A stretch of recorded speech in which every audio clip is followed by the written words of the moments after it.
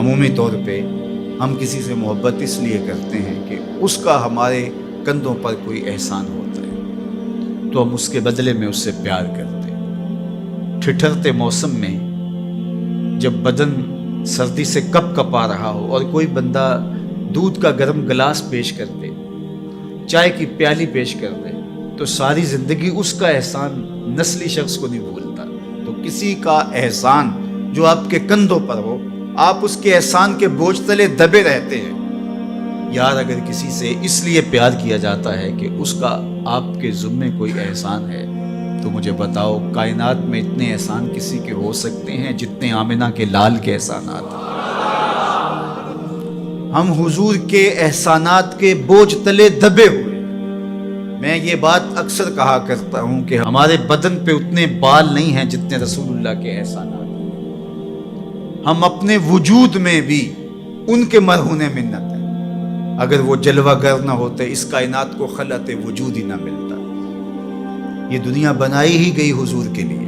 انسانیت مقروض ہے جناب رسالت مآب صلی اللہ علیہ وسلم۔ کیا آپ نہیں جانتے کہ باپ اپنی بیٹی کو زندہ درگور کر دیتا تھا؟ تو بتاؤ یہ کتنا بڑا ظلم تھا۔ اور میرے اور آپ کے آقا و مولا نے اس زمانے میں جب بیٹیوں کو زندہ درگور کر کے باپ فخر کر رہا تھا، فرمایا لوگوں سن لو میری فاطمہ میرے جگر کا ٹکڑا ہے۔ کسی سے اس لیے پیار کیا جاتا ہے کہ وہ صاحب کمال ہے۔ مشاہیر سے لوگ اسی لیے پیار کرتے ہیں، بڑے بڑے سائنسدانوں سے، بڑے بڑے ہیروز سے، قائدین سے، اہل علم سے لوگ اس لیے پیار کرتے ہیں کہ وہ صاحب کمال ہیں۔ تو کوئی لاؤ نا ایسا صاحب کمال جس نے انگلی کا اشارہ کیا ہو چاند ٹکڑے ہو کے قدموں میں آیا۔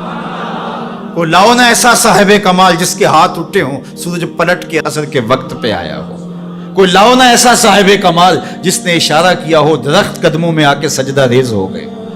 کوئی لاؤ نا ایسا صاحب کمال جس نے اشارہ کیا ہو کھجوریں پکی ہوئی قدموں میں آ کے گری ہو۔ او سڑیاں کھجوراں اگا جان دائے، او پتھراں نو کلمے پڑھا جان دائے۔ قطرے کو سمندر ذرے کو ستارہ کرتے ہیں، کونین کو خم آ جاتا ہے جب زلف سنوارا کرتے ہیں۔ کوئی لاؤ تو صحیح زمانے میں ایسا۔ اچھا کسی سے پیار اس لیے بھی کیا جاتا ہے کہ مستقبل میں اس کی کوئی ضرورت پیش آنی ہوتی ہے تو بندہ تعلق رکھتا ہے۔ تو اگر یہ غرض ہے محبت کی تو بتاؤ نزع سے اوکھا ویلا ہو سکتا ہے؟ بتاؤ حشر سے کوئی اوکھا ویلا ہو سکتا ہے؟ اس اوکھے ویلے نہ باپ کام آئے گا، نہ ماں کام آئے گی، نہ بہن کام آئے گی، نہ بھائی کام آئے گا، نہ بیوی، نہ دوست، نہ اولاد، نہ مال، کچھ بھی کام نہیں آئے گا۔ اگر وہاں کام آئے گا تو آمنہ کا لال ہی کام آئے گا۔ تو پھر آؤ نہ ان سے محبت کا رشتہ جوڑتے ہیں۔ کسی سے اس لیے پیار کیا جاتا ہے کہ وہ سونا بہت ہے۔ اچھا یہی معیار ہے اگر کسی سے محبت کا، اور یہی سب سے بڑا داعیہ ہے محبت کا، تو آؤ پھر اس سے پیار کریں۔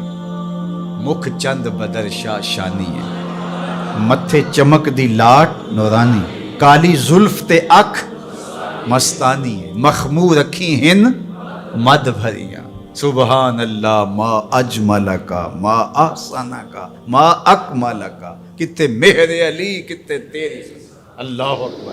آؤ پھر ان سے پیار کیجیے۔ اور محبت کا ایک تقاضا یہ بھی بیان کیا گیا، حب کا شیء اکثر ذکر ہو، بندہ جس سے محبت کرتا ہے کثرت سے اس کا ذکر کرتا ہے۔ کوئی بہانہ تلاش کر دیتا ہے، کوئی راہ تلاش کر لیتا ہے، کوئی سلیقہ کوئی طریقہ ڈھونڈ لیتا ہے ذکر کا۔ جو کسے دا عاشق ہوئے گل اسے دی کردہ، میاں صاحب کا لہجہ دیکھیے، جو کسے دا عاشق ہوئے گل اسے دی، سو سو مکر بہانے کر کے مرنے ہو دے مرتا۔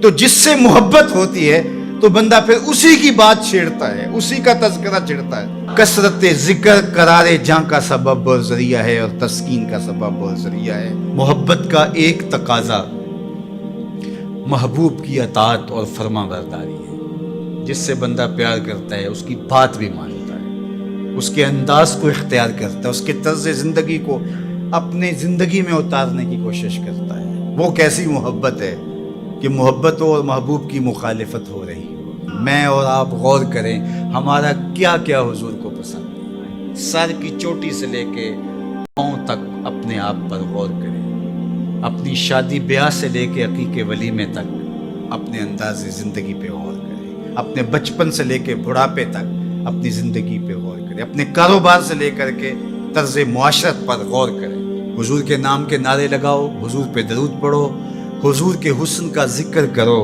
حضور کی نعتیں پڑھو، محافل سجاؤ، حضور کے لیے قربانیاں پیش کرو، لیکن کیا ہم اپنے جذبات کی قربانی نہیں دے سکتے؟ اپنی زندگی کو ان کی محبت کے سانچے میں نہیں ڈال سکتے؟